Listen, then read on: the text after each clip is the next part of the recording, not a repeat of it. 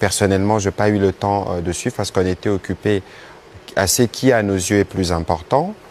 Mais parce que, après, on a vu les réactions de Congolais. Je pense que les réactions de Congolais qu'on a vues abondamment sur les réseaux sociaux disent tout de ce que le Congolais pense. En réalité, le président Kabila est un homme du passé.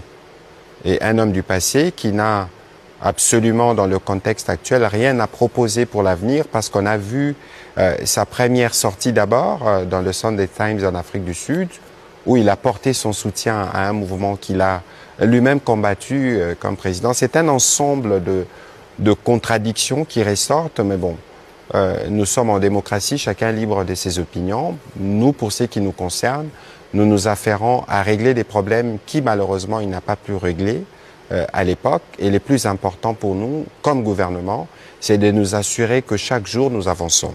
Et hier, nous avons adopté un collectif budgétaire qui, malgré l'occupation de principales villes de l'Est, la RDC, n'a pas véritablement impacté sur les budgets parce que nous avons réussi à améliorer. Et dans ces budgets-là, qui sera présenté dans les mois prochains à l'Assemblée nationale, on s'est assuré, par exemple, qu'on a amélioré la solde de nos militaires et nos policiers, qu'on a accordé beaucoup de crédits pour tout ce qui concerne le programme de 145 territoires, parce que pour nous, les plus importants, c'est de répondre aux préoccupations et aux problèmes de Congolais à la base.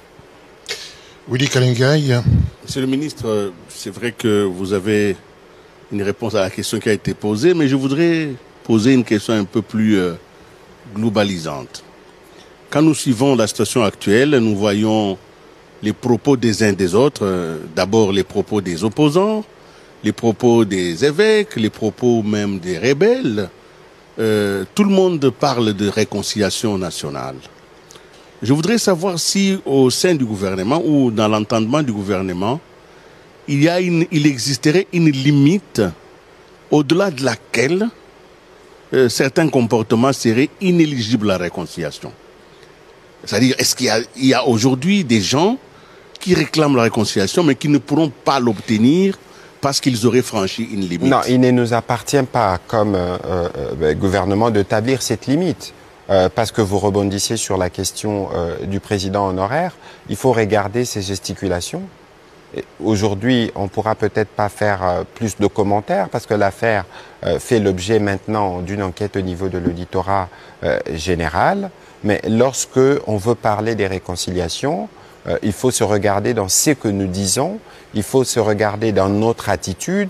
Et lorsqu'on a eu le privilège de diriger ce pays pendant 18 ans, on a peut-être une plus grande responsabilité que d'autres dans les contextes qui est le nôtre. Mais bon, fort malheureusement, il y a eu une convergence d'éléments au niveau notamment de l'auditorat militaire qui font qu'aujourd'hui, les agissements du président honoraire font de lui de fait l'une des autorités morales de ceux qui font la guerre, le groupe supplétif. Et donc, c'est bien dommage, dans une posture comme la sienne, bénéficiant d'une loi qui fixe un certain nombre de choses en termes de ce qu'il faut faire, en termes de ce qu'il ne faut pas faire, c'est bien dommage parce qu'on aurait pu penser qu'après toutes ces années à diriger la RDC, qu'il pouvait être lui le premier à être le plus disposé pour aller vers la réconciliation et non pas à aller dans ce que nous vivons aujourd'hui. Mais quoi qu'il en soit, c'est des contradictions qui arrivent dans la nature humaine et nous n'allons pas nous focaliser dessus. Ceci dit, vous savez, Willy Kalengai, nous avons fait le choix de la démocratie. Il ne faut pas oublier, il faut regarder la nature de la crise que nous avons actuellement. Ce n'est pas une crise de notre démocratie d'abord. C'est une crise parce que nous, on a choisi de ne plus rester dans un contexte où nous bradons nos minerais, où nous faisons de compromis sur ce qui nous appartient, notamment avec le Rwanda, qui pendant de longues années a considéré, à tort, que la partie est de la RDC était les centres où ils devaient puiser leurs richesses. Si par le passé, cela a été toléré, mais dans les cadres de notre gouvernance, nous voulons avoir la plénitude du contrôle de nos minerais. C'est pour ça que nous avons notamment créé DRC Gold Trading pour nous assurer que nous maîtrisons les circuits de la production de l'or. Ce n'est pas seulement ça, mais il y a plusieurs initiatives. Vous êtes journaliste économique spécialisé sur les questions minières.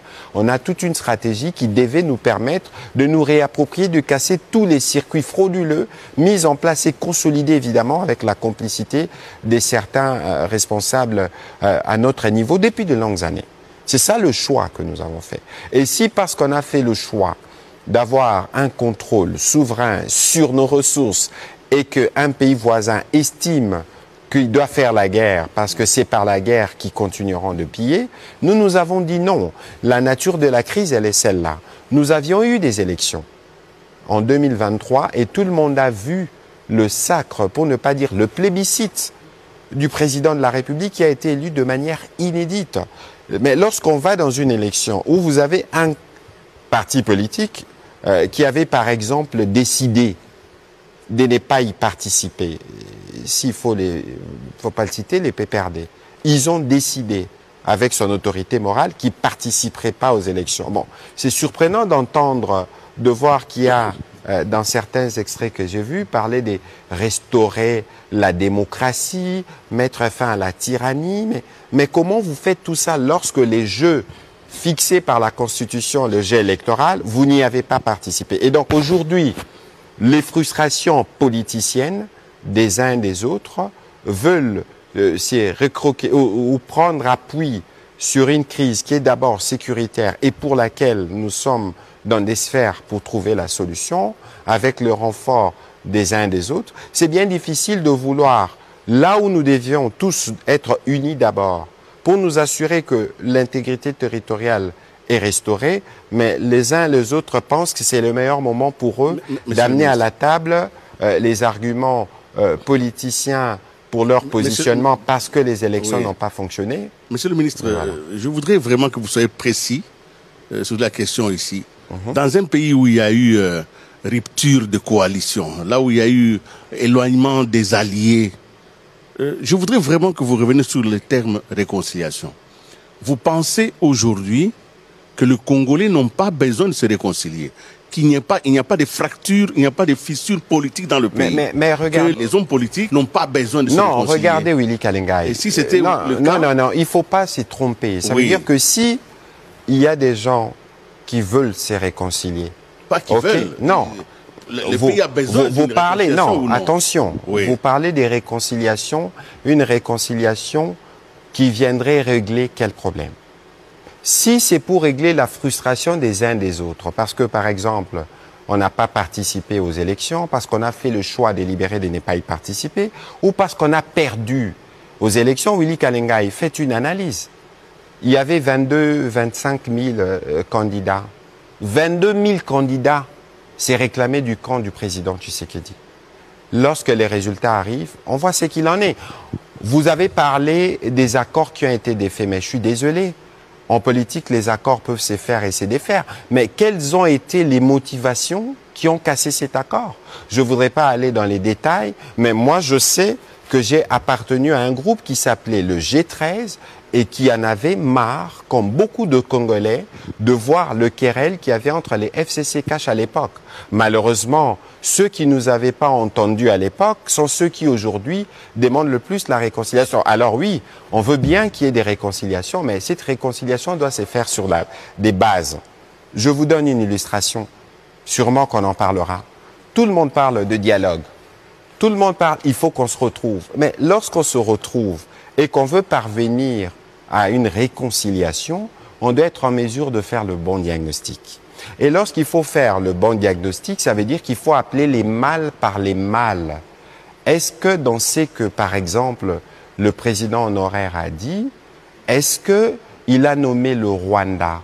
Le mal, c'est le Rwanda. C'est documenté par tous les rapports du Conseil de sécurité.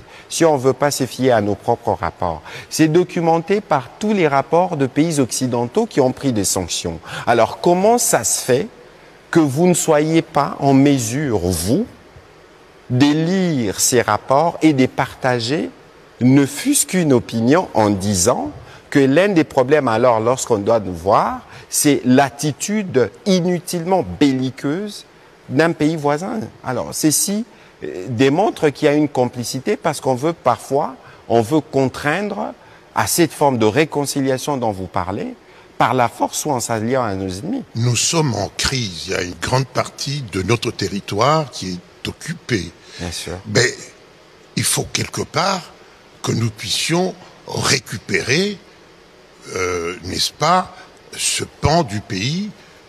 On va le faire comment si ce n'est pas par la réconciliation? Écoutez, Monsieur Kibambi, la crise, elle est de quelle nature?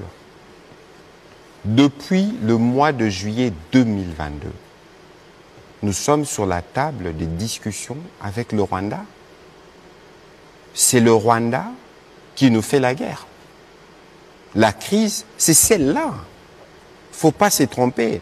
Après, on a nos frustrations.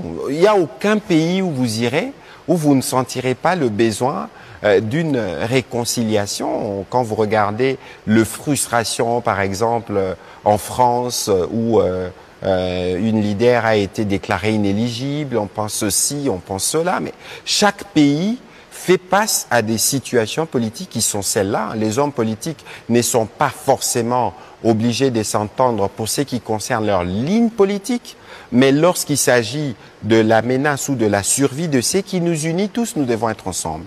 Et de ces points de vue, il y a des compatriotes qui n'ont jamais, alors jamais, un seul jour pris le courage de reconnaître d'où venait le mal. Le 15 décembre 2024, j'ai eu les privilèges d'accompagner les présidents de la République à Luanda. C'est le jour où on devait sceller l'accord. Mais qui n'est pas venu? Le président rwandais. L'origine de la crise, c'est de là. Mais ceux qui souffrent, ce sont les Congolais qui souffrent. Oui, mais évidemment, nous le premier. Parce que nous payons peut-être le prix le plus fort. Parce que tous les efforts que nous avons consentis pour commencer à régler les problèmes de Congolais à la base, la gratuité de l'enseignement, la couverture santé universelle, sont aujourd'hui malmenés parce que nous devons donner du crédit pour faire la guerre. Et donc, lorsqu'il n'y a pas un Congolais véritablement congolais, doit d'abord être en mesure de dénoncer ces mal. Alors où allons-nous? Là où nous allons, écoutez, nous avons des mécanismes à l'international. Aujourd'hui, nous parlons de Doha, où nous discutons avec les supplétifs, qu'on peut considérer comme des enfants égarés. Nous discutons avec eux, avec une branche qui discute avec le Rwanda directement. Je rappelle que les discussions de Doha, avant qu'elles ne commencent entre nos experts en sécurité et la délégation du M23, a été précédée par la rencontre entre le président Kagame et le président Tshisekedi autour de l'émir du Qatar. Donc vous comprenez de qui ces compatriotes tirent l'essence de leur combat d'un président d'un pays étranger.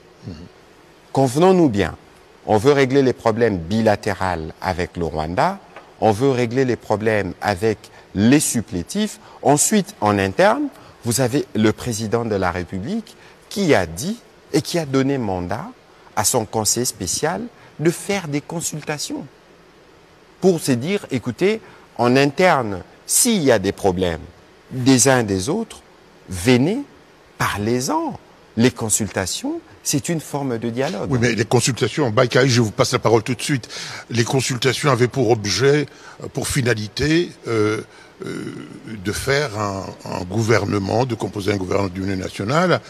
Ben, hier, j'ai entendu encore des compatriotes dire à quand ce gouvernement? Bon, écoutez, encore que c'est le président de la République qui a demandé ces consultations, le conseil spécial, sûrement qu'il lui a déjà fait rapport, mais nous, on n'a jamais, j'ai pas entendu quelque part le conseil spécial du président dire que les consultations étaient totalement finies. Et donc, sûrement qu'il y a au niveau du président de la République des arbitrages qui se font, parce que dans les consultations, il y a ce qu'on voit et ce qu'on ne voit pas, mais c'est la preuve justement de la disponibilité du président de la République à régler les problèmes, y compris en interne.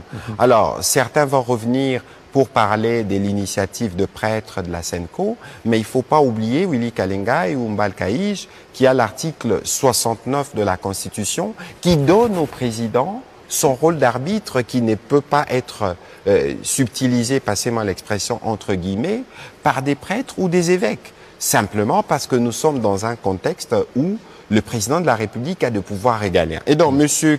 Kalenga et M. Kibambi, tous ceux qui disent